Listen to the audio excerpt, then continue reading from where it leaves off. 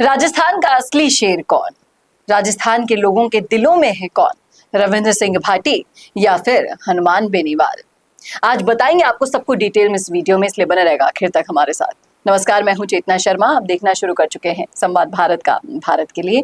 और इस मुद्दे पर खास बातचीत करने के लिए मेरे साथ मौजूद हैं हमारे editor in chief Varun Bhansali ji. तो वरुण सर, जिस तरीके से राजस्थान में आंदोलनों की बौछार आ चुकी है, लगातार आंदोलन कर रहे हैं हनुमान बेनीवाल, लगातार उनके समर्थक उनको सपोर्ट करने पहुंच रहे हैं लाखों की संख्या में। लेकिन अगर हम बात करें मुद्दों की, मुद्दों के उठाने में कितना डिफरेंस है रविंद्र सिंह भाटी और हनुमान बेनीवाल के, इसको अगर हम बाड़मेर के परिप्रेक्ष्य में लेकर जाएं, क्योंकि अभी बाड़मेर सबसे ज्यादा चर्चित सीट बनी हुई है, जहां पर रविंद्र सिंह भाटी भी अपना एक अलग ही वर्चस्व रखते हैं। वहीं दूसरी तरफ जोजरी के लिए, जोजरी नदी को बचाने के लिए, या फिर लूनी नदी हो, ये सारे आंदोलन का बीड़ा उठाया है हनुमान बेनीवाल ने। आपको क्या लगता है कि ये मुद्दे दोनों ही अलग अलग है, दोनों का किसी भी मुद्दे पर क्लैश नहीं हुआ, लेकिन मुद्दे को सुलझाने की जब बात आती है तब आपको क्या लगता है कि हनुमान बेनीवाल ज्यादा इफेक्टिव लगे या रविंद्र सिंह भाटी ने जिस कदर ये मामला सुलझाया है सोलर कंपनी के कर्मचारी के अचानक मौत का, क्या लगता है आपको? देखिए, दोनों का ही अपना असर जबरदस्त है।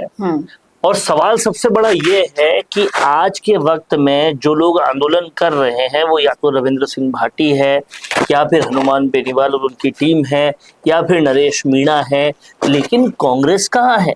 जिसको 70 से ज्यादा सीटें दी वो कहाँ है? कांग्रेस वोट बचाओ रैली में, कांग्रेस सिर्फ अपनी आलाकमान के द्वारा आदेशित किए हुए जो आंदोलन होते हैं वो राजस्थान में कर देते हैं। राजस्थान के मुद्दे उनको नजर ही नहीं आ रहे, दिख ही नहीं रहे। चाहे वो क्राइम का मुद्दा हो, चाहे वो एसआई भर्ती का मुद्दा हो, चाहे वो जोजरी नदी, लूनी नदी, भ्रष्टाचार, इतने सारे मुद्दे हैं, कांग्रेस को कुछ नजर ही नहीं आ रहा।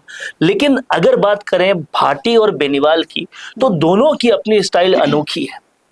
जहां एक तरफ हनुमान बेनीवाल के आंदोलनों में अधिकारी मंच पर आकर आश्वासन देकर काम पूरा करके जाते हैं, किसी भी आंदोलन को अपने रिजल्ट पे हुए बिना हनुमान बेनीवाल खत्म नहीं करते, चाहे वो आंदोलन 170 दिन तक क्यों नहीं चल जाए। तो कंसिस्टेंसी वाली जो बात है वो हनुमान बेनीवाल में नजर आती है। साथ ही हनुमान बेनीवाल जब भी कोई आंदोलन करते हैं तो उसका जो महापड़ाव होता है, उसमें जो भीड़ का तादाद होता है वो हमेशा बहुत बड़ा होता है।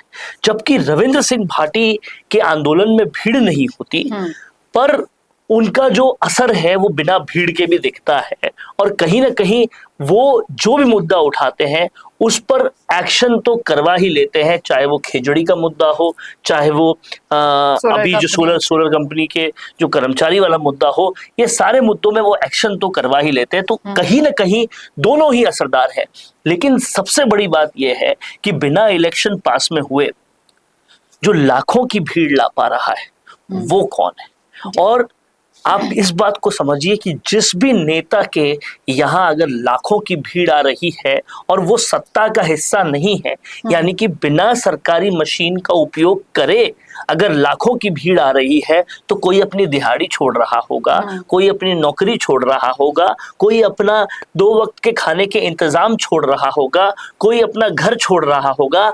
ये सब छोड़कर अगर किसी नेता पर विश्वास करते हैं, तभी बिना ज्यादा कोई संसाधन के, क्योंकि सत्ता में नहीं है तो संसाधन भी नहीं है, हजारों लाखों तादाद में लोग आते हैं, तो हनुमान बेनीवाल का भी अपना वर्चस्व है। लेकिन जिस तरीके से बाड़मेर के अंदर ही हम आंदोलन की बात कर रहे हैं, बाड़मेर में नेताओं की कमी नहीं है, कांग्रेस के भी बड़े दिग्गज नेता वहां पर बैठे हैं। हाल ही के एक वीडियो में मैंने सवाल उठाया था कि एक तरफ जहां भाटी उन 6 बहनों का भाई चला गया उस मुद्दे को उठा रहा है, यानी कि जनता के दर्द को समझ रहा है, उनके साथ बैठ रहा है, वहीं दूसरी ओर हरीश चौधरी और तमाम सारे बाड़मेर की जो पलटन है पूरी, वो वोट चोरी रैली कर रही है, वो तो मार्च कर, कैंडल मार्च कर रही है। कांग्रेस के नेताओं की, नेता कहाँ है? कांग्रेस के नेताओं का सिर्फ एक ही एजेंडा है, अपनी आलाकमान के चरण चुम्बन को सबसे सर्वोपरि रखेंगे और जो वहां से आदेशित हुए आंदोलन होंगे उन्हीं को करेंगे।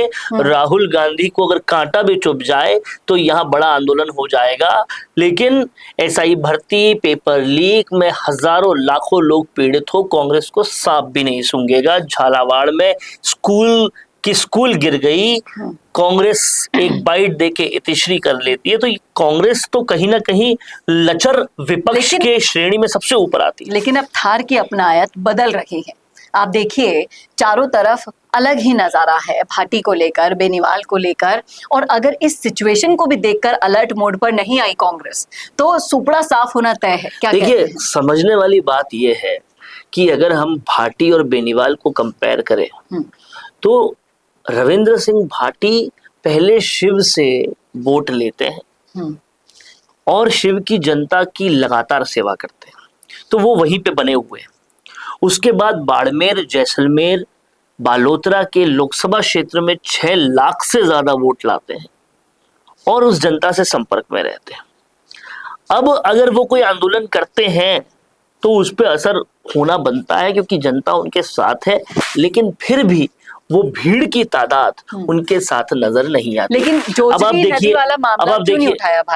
आप देखिए हनुमान बेनीवाल को, जिसका बनी बनाई टीम उखाड़ ली हो, धोखा दे दिया हो, पीठ में खंजर घोंप दिया हो, सारे कार्यकर्ता छीन लिए हो, वो जीरो से वापस शुरू करता है, नया फेस बनाता है थान सिंह डोली के नाम पर।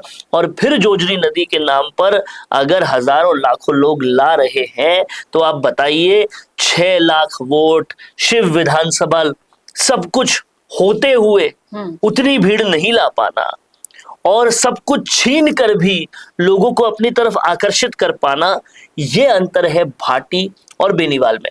लेकिन हैविंग सेड दैट, भाटी के फ्लेवर का नेता राजस्थान में आज तक नहीं हुआ जो ना किसी को बुरा बोलता है, ना कोई गाली गलौज करता है, ना किसी जाति के बारे में बोलता है, बिना जातिवाद की राजनीति करता है। और जब करते हैं तो ऐसे करते हैं कि बिना भीड़ के भी असर करवा देते हैं। तो उनका अलग स्टाइल है, अलग फ्लेवर है, अलग फ्लेवर में भी गुरेज नहीं करते, क्योंकि एक तरफ हनुमान बेनीवाल है जो कहते हैं कि मैंने आज तक कभी जिंदगी में माफी नहीं मांगी, लेकिन वहीं दूसरी तरफ रविंद्र सिंह भाटी हैं जिनको अभी हाल ही में आपने दिया कुमारी वाला जो सीन देखा होगा, जो मामला उठा, उसके बाद काफी लोग नाराज दिखे कि उप मुख्यमंत्री की इस तरह से उन्होंने अपमान किया भाटी ने, तुरंत उन्होंने माफी भी मांग ली। ऐसे रविंद्र सिंह भाटी और सचिन पायलट से धैर्य सीखना चाहिए, संस्कार सीखने चाहिए, ये बिल्कुल। और हमने अपने चैनल में एक वीडियो थान सिंह डोली और रविंद्र सिंह भाटी के कंपैरिजन का पहले बनाया है, जिसमें हमने बताया है कि रविंद्र सिंह भाटी की खासियत क्या क्या है और थान सिंह डोली और रविंद्र सिंह भाटी में अंतर क्या क्या है। वो अपने दम पे बने हुए नेता है, किसी गॉडफादर की जरूरत नहीं है, पीछे कोई नहीं भी खड़ा हो तो भी बहुत कुछ कर सकते हैं। जबकि थान सिंह डोली हनुमान बेनीवाल के बिना कुछ भी नहीं है। जब हनुमान बेनीवाल नहीं थे तो थान सिंह डोली के आंदोलन में कितने लोग थे, जेल जाके आने के बाद भी कितने लोग थे। तो चाहे थान सिंह डोली हो, चाहे श्रवण चौधरी हो, चाहे विजयपाल बेनीवाल हो, ये सभी लोग बिना हनुमान बेनीवाल, माइनस हनुमान बेनीवाल कुछ नहीं है। लेकिन रविंद्र सिंह भाटी बिना कांग्रेस, बिना बीजेपी, बिना किसी के सपोर्ट के जो हैं वो हैं, और सबसे बड़ी बात सिर्फ जनता के लिए काम कर रहे हैं। लेकिन अब इस बात में कोई दो राय नहीं है कि थार की अपनायत अब बदल रही है। उस अपनायत से बाहर निकल रहे हैं कांग्रेस के वो तमाम नेता जिन्होंने कैसे भी साठगांठ करके, षड्यंत्र करके आज तक राज किया था, लेकिन अब उनके राज खत्म होने का टाइम आ गया है। क्या कहते हैं आप? देखिए, थार में षड्यंत्र, थार में पूरी तरह से लालच और राजनीतिक द्वेष की भावना से काम करना, ये कांग्रेस की शुरू से ही, एक हेमाराम चौधरी को छोड़ दें तो पूरी कांग्रेस की शुरू से ही कवायद रही है। और आप थार से आगे बढ़ के पूरे मारवाड़ की बात कर ले तो षड्यंत्रों का सबसे बड़ा सूरमा तो पूर्व मुख्यमंत्री अशोक गहलोत है, फिर हरीश चौधरी है। ये सब लोग षड्यंत्रों के वो सूरमा हैं जिनके षड्यंत्र को समझ पाना, उसका काट कर पाना बहुत मुश्किल है। कि तो सचिन पायलट जैसे कुछ लोग आते हैं जो उनके षड्यंत्रों को पूरी तरह से निस्तो नाबूद करते हैं।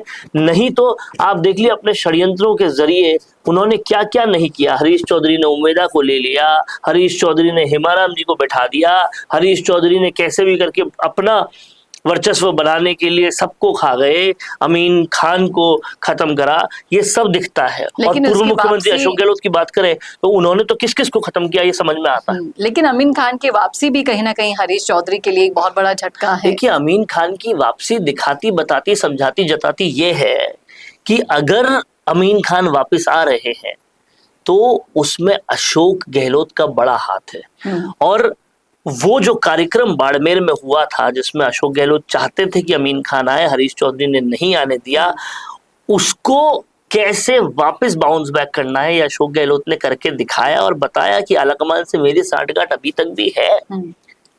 और जब उन्होंने ये स्टेप चल दिया है तो फिर कोई बड़ी बात नहीं है, वो कभी भी हरीश चौधरी को निपटाने का भी स्टेप चल सकते हैं, क्योंकि निपटाने के सबसे बड़े उस्ताद पूर्व मुख्यमंत्री अशोक गहलोत ही है। लेकिन जिस तरीके से हमने बात शुरू की थी भाटी और बेनीवाल के तौर पर, आपको नहीं लगता कि इनका मोटिव, भले ही मॉडल अलग अलग है, काम करने का मोटिव एक ही है, जनता की सेवा करना है, जनता के दुख दर्द को समझना है। मैं ये पूछना चाह रही हूँ कि अगर बाड़मेर के फ्यूचर को आप देखते हैं तो क्या ये दोनों नेता साथ आए तब जाकर कोई और चमत्कार हो सकता है? जाट राजपूत साथ में आ जाएं ये तो अभी तक तो राजस्थान की राजनीति में हुआ नहीं है। लेकिन सबसे बड़ी बात यह है कि जब भी आप कोई भी ऐसा इलाका देखते हैं, जैसे राजधानी जयपुर में अगर आप गणेश मंदिर के बाहर का इलाका देखें, मोती डूंगरी गणेश मंदिर के बाहर का, या ऐसे और कुछ इलाके देखें जहां पर एक साथ कई सारे पाव भाजी के ठेले लगते हैं, तो आपको समझ में आएगा जब कंपटीशन ज्यादा होता है तो फायदा कस्टमर का होता है। ठीक वैसे ही जब एक साथ जनता के मुद्दे उठाने वाले 2-3 नेता हो जाते हैं तो जनता के मजे हो जाते हैं। वही काम बाड़मेर में हो रहा है। बढ़ता हुआ कंपटीशन जनता के लिए फायदे का सौदा बनता है। और आप यकीन मान के देखिएगा जिस तरह से भाटी बेनीवाल जनता के हित में लगातार काम कर रहे हैं, देर सवेर येन केन प्रकरण हरीश चौधरी उम्मेदा को भी आना पड़ेगा ऐसी किसी मुहिम में, नहीं तो उनकी राजनीति सफा चट हो जाएगी, खत्म हो जाएगी, पूरी तरह से ओवर हो जाएगी। कंपनियों की दलाली करने से राजनीति उनकी चलेगी। तो ये तो थी हमारी राय इस मुद्दे पर। रखिएगा राय अपनी भी जरूर अगर आपने देखा है पूरा वीडियो, और बताइएगा कि आप क्या सोचते हैं बाड़मेर की राजनीति और राजस्थान की राजनीति में। अगर आप जरा से भी दिलचस्पी रखते हैं तो रखिएगा जरूर, और वीडियो को ज्यादा से ज्यादा शेयर करना ना भूलेगा। और ऐसे वीडियोस के लिए देखते रहिए संवाद भारत का, भारत के लिए। नमस्कार। अगर आपका सपना है अपना खुद का न्यूज चैनल शुरू करने का, लेकिन सोच रहे हैं कैसे शुरू करें, तो आप चिंता छोड़िए, क्योंकि आपके पास है एक ऐसा मीडिया पार्टनर जिसके पास है तजुर्बा, तकनीक और तगड़ा ट्रैक रिकॉर्ड। हमारे पास है एक दमदार न्यूज यूट्यूब चैनल, 4.5 लाख से ज्यादा सब्सक्राइबर्स और 8 करोड़ से भी ज्यादा व्यूज, और 15 से 20 साल का न्यूज प्रोडक्शन एक्सपीरियंस। तो आपको चाहिए अपना न्यूज प्लेटफॉर्म, तो मिशी मीडिया सॉल्यूशंस के साथ जुड़िए, जहां मिलेंगे आपको best reporters, high quality camera shoot and edited videos, professional news setup और पॉडकास्ट सेटअप। और हाँ, आपकी पहचान अब पूरे देश तक पहुंचेगी। और तो और हम लाए हैं आपके लिए सिंगल, मंथली और बल्क वीडियो पैकेजेस। तो अब ना होगी किसी एंकर की टेंशन और ना एडिटर हायर करने का झंझट।